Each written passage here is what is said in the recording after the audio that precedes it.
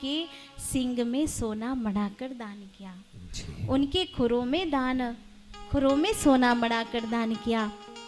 और सुखदेव जी महाराज कहते हैं कि गोपान गोकुल रक्षाया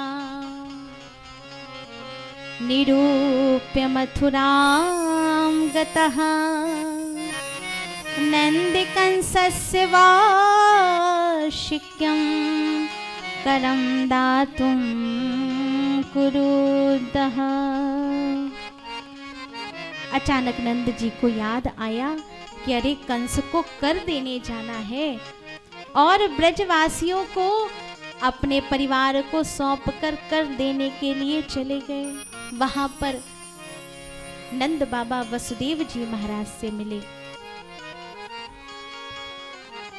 और उनको बधाई दी कि आपकी इस अवस्था में पुत्र हुआ है नंदराय जी, यह तो बड़े ही हर्ष की बात हो, और हम आपके पुत्र को आशीर्वाद देते हैं कि आपका पुत्र चिरायु हो। और इधर देखिए क्या हुआ, कंस जब महाराज वसुदेव उस कन्या को लेकर आए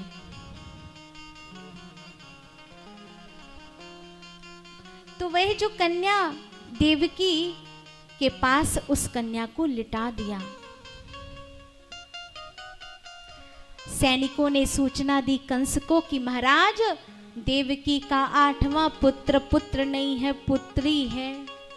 जैसे ही कंस को पता चला तो कंस ने आदेश दिया कि जाओ उस संतान को लेकर आओ, और पुत्री को जैसे ही लाया गया कंस के हाथ में पुत्री दी गई। वैसे ही हाथ से वह देवी माँ भगवती अष्टभुजा रूप में छिटक कर आकाश मार्ग पर प्रतिष्ठित हो गई। बोलिए जगदम्बे अम्बे मात की जय हो। और वे देवी स्वरूप माँ भगवती कहने लगी, रे दुष्ट, तू मुझे क्या मारेगा, तुझे तो मारने वाला पैदा हो चुका है। ओ मूढ़, मुझे क्या मारेगा,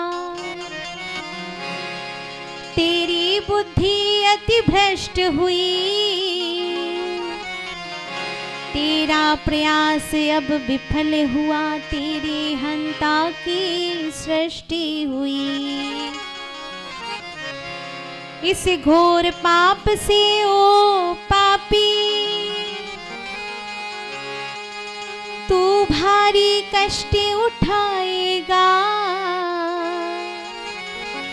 अब नहीं बचेगा दुर्बुद्धे, हरि के हाथों मारा जाएगा। हे दुष्ट, तू मुझे क्या मारेगा। जैसे ही वह अष्टभुजाधारी वह पुत्री कन्या के रूप में परिवर्तित हुई, कंस हतप्रभ रह गया और पश्चाताप करके सोचने लगा कि मनुष्य ही झूठ नहीं बोलते, अपितु देवता भी झूठ बोलते हैं। आकाशवाणी झूठी हुई और मुझसे, मेरे हाथों से निरपराध मेरे बहन के बच्चों को मरवा डाला। और उसने तत्क्षण पश्चाताप किया। क्या किया पश्चाताप में? वसुदेव और देवकी को बंधन से मुक्त कर दिया और सारे देवगण वह अष्टभुजाधारी माँ भगवती की आराधना करने लगे, स्तुति करने लगे। आर्य दुर्गा वेद गर्भा अंबिका भद्रकाल्यपि भद्रा क्षेम्या क्षेम करी नेक बाहुर्नमामिता।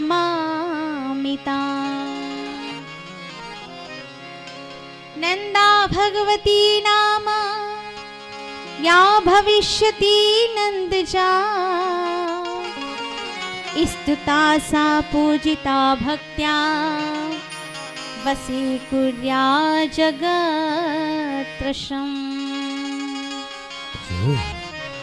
और कंस ने जब अद्भुत चमत्कार देखा तो हक्का बक्का रह गया और उसने अपने सभी सहयोगियों के आदेश दिया एक मीटिंग बैठाई कि जाओ ब्रज में जितने भी नवजात शिशुओं का जन्म हो उनको एक राक्षसी भेजो, जिससे कि वह राक्षसी उनको तत्क्षण संहार करके आ जाए।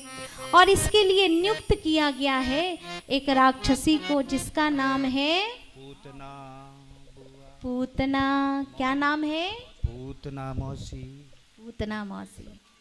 बोले श्रीमद् भागवत महापुराण की जय। अब नंद बाबा के घर में पुत्र जन्म होने की खुशी से मन हर्षोल्लास से भरा हुआ है नंद बाबा का।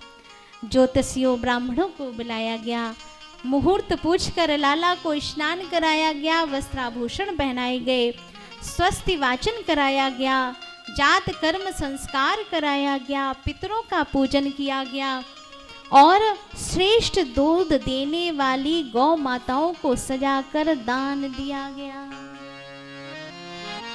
देखिए दान यहाँ पर भागवत में आया है ना कि नंद बाबा ने क्या दान किया।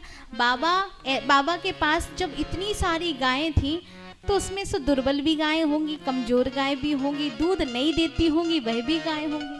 हाँ, अगर बाबा का कलयुग में जन्म हुआ होता तो कलयुग की बुद्धि के अनुसार तो बाबा अगर दान करते तो एकदम कलयुग में कैसे दान, जो गाय दूध नहीं देती उसी का दान करते कि नहीं करते? हाँ करते हो कि नहीं? और जो अच्छी दूध देती है वो तो अपने लिए, और जो बेचारी दुर्बल होती है कमजोर होती है उसे दान कर देते हैं। कहाँ? गौशाला में छोड़ कर आते हैं कि भाई अब ये दूध नहीं देती तो अब ये घर में क्यों इसको भूसा खिलाना, गौशाला छोड़ के आओ। करते हो कि नहीं? लेकिन बाबा ने देखो श्रेष्ठ दूध देने वाली गौ माताओं को दान किया है। और सभी सारे ब्रज में मिठाई बांटी जा रही है, गोपी ग्वाल बाल नाचने लगे और खूब बधाइयां बज रही हैं।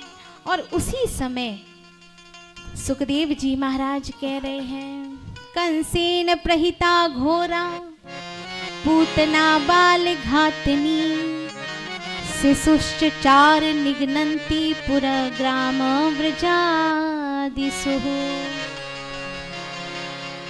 कंस के पास एक पूतना नाम की राक्षसी थी। क्या काम करती थी? बच्चों को किडनैप करके उनको मार डालती थी।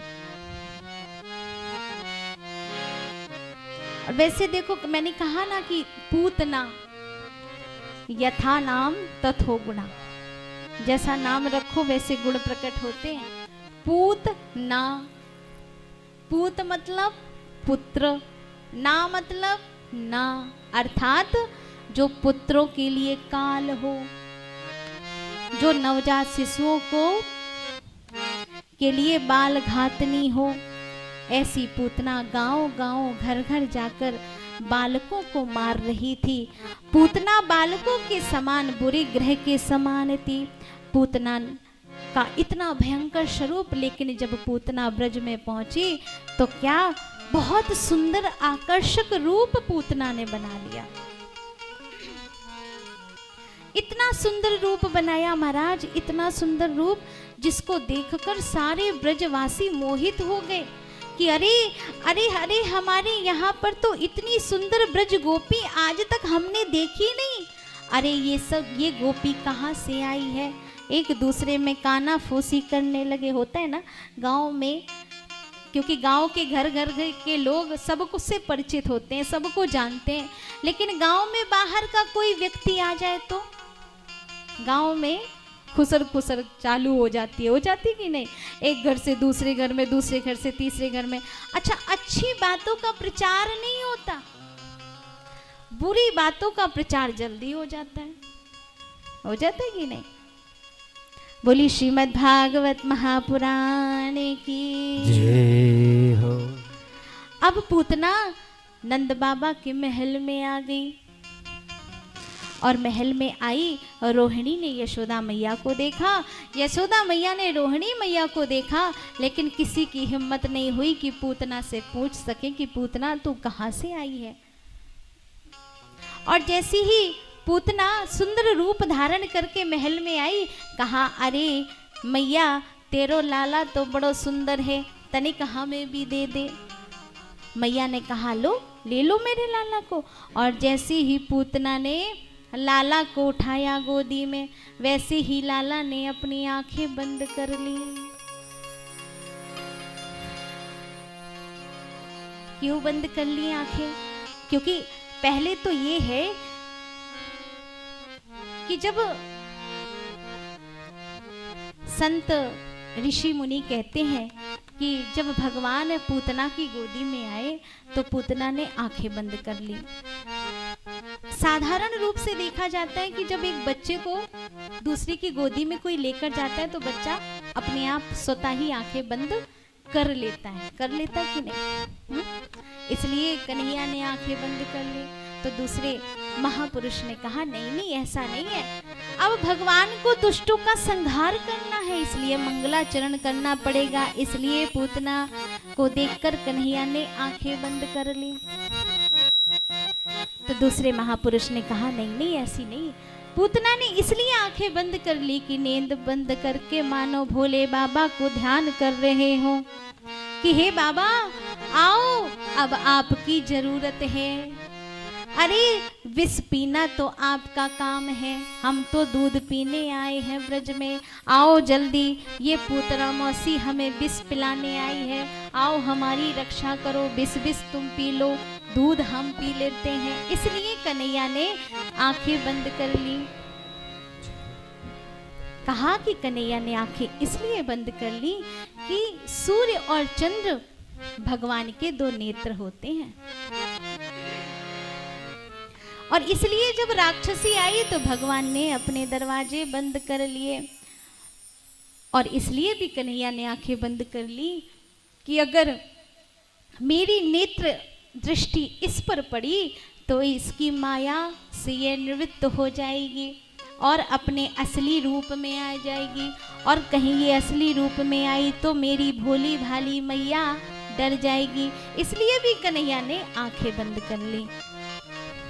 पूतना ने सामान्य बालक समझकर भगवान को उठा लिया और भगवान ने पहले विष पिया, फिर दूध पिया, और फिर धीरे धीरे धीरे धीरे उसके प्राणों का पान करने लगे। और तभी पूतना बड़े जोर से चिल्लाई, छोड़ दे छोड़ दे। भगवान ने कहा मौसी, हम पहले किसी को पकड़ते नहीं हैं, और अगर हम पकड़ लें तो जल्दी छोड़ते नहीं हैं। और भगवान ने जब पूतना के प्राणों का पान करना शुरू किया तब पूतना बड़े जोर से गिरी, और उसके गिरने से 6 कोस तक के वृक्ष चकनाचूर हो गए। पूतना के गिरने से जोर जोर की आवाज सुनाई दी। ग्वाल बाल यशोदा मैया बाहर जाकर देखा तो मरी हुई पूतना पड़ी है, और भगवान उसके वक्षस्थल पर कीड़ा कर रहे हैं। ग्वाल गोप सब पूतना के पास सीढ़ी लगाकर ऊपर चढ़े और भगवान श्री कृष्ण को नीचे उतार कर लाए। देखो महाराज, पूतना बड़ी विशाल थी। अच्छा, ये पूतना ने जब कन्हैया को कहा कि रे दुष्ट, मुझे छोड़ दे, क्या कहा? मुंच मुंच। मुंच का अर्थ, मुंच संस्कृत शब्द है और उसका हिंदी शब्द होता है छोड़ दे, छोड़ दे, अर्थात इह लोक से भी मुक्ति दिला दे और परलोक से भी मुक्ति दिला दे। और कन्हैया जिसको पकड़ लेता है उसका लोक से भी मुक्त कर देता है और परलोक से भी मुक्त कर देता है। और कन्हैया ने यहाँ पर पूतना का उद्धार